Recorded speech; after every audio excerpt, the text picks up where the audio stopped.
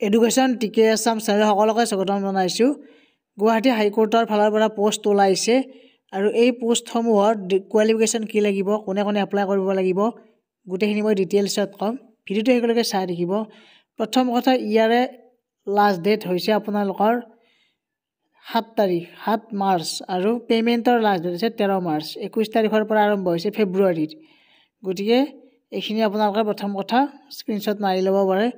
আৰু এতিয়া online application যেহেতু চলি আছে আৰু ছিষ্টেমছ এছিষ্টেণ্টৰ পোষ্ট ওলাইছে আৰু এই ছিষ্টেম এছিষ্টেণ্টৰ পোষ্টৰ কাৰণে ভেকেঞ্চি টোটেল আছে 10টা।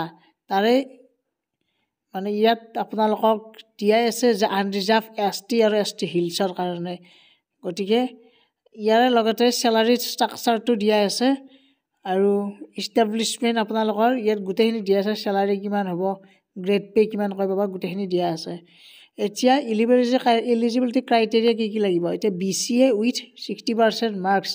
BCA লগত মানে BCA বুলি আগতে গমেই পাইছে কি, যিহেতু 1 year আপোনালোকৰ যেতিয়া BCA কৰিব, কম্পিউটাৰ কোৰ্চ কৰিব, তেতিয়া আপোনালোকৰ 60% মাৰ্কছটো লাগিব।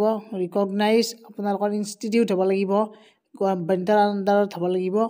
তাৰে পিছত BSc উইথ 60% নহ'লে, মানে ইয়াত দিয়া আছে BCA 60% নহ'লে BSc 60% মাৰ্কছ। লগতে আপোনালোকৰ কোনোবা যদি 1 year post graduation diploma in computer science কৰিছে তেওঁ পাৰিব। আৰু লগতে নহ'লে কি কৰিব লাগিব, ডিপ্ল'মা হোল্ডাৰ পলিটেকনিকত যদি কোনোবাই কম্পিউটাৰ ছায়েন্স বা ইঞ্জিনিয়াৰিং বা ইলেক্ট্ৰনিক্স ইঞ্জিনিয়াৰিং টেলিকমিউনিকেশ্যন উইথ 60% আছে তেওঁলোকেও এপ্লাই কৰিব পাৰিব। গতিকে লগতে the candidates should have knowledge of official language state of Assam, অসমীয়াটো জানিব লাগিব। The candidates must have a valid employment exchange নাম্বাৰটো থাকিব লাগিব। গতিকে এইখিনি কৰিব লাগিব।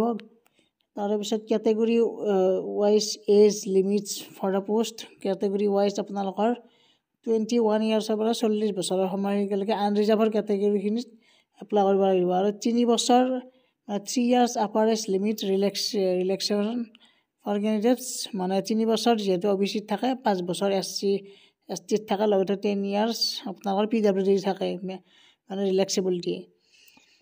তাৰপিছত চিলেকশ্যন প্ৰচেছটো আপোনালোকৰ ফাৰ্ষ্ট ৰিটেন টেষ্ট হ'ব 140 নম্বৰৰ। তাৰে পিছতে আপোনালোকৰ ৰিটেন টেষ্টত কি আহিব, English, quantitative aptitude, reasoning, general knowledge, current affair, official language of Assam state, অসমৰ বিষয়ে আহিব, প্ৰফেশ্যনেল নলেজ।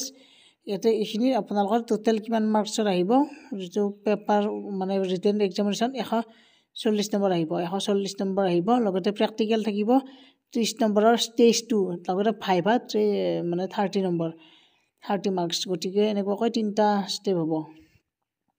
এপ্লাই www.ghconline.gov.in ইয়াৰ ৱেবছাইটত কৰিব পাৰিব।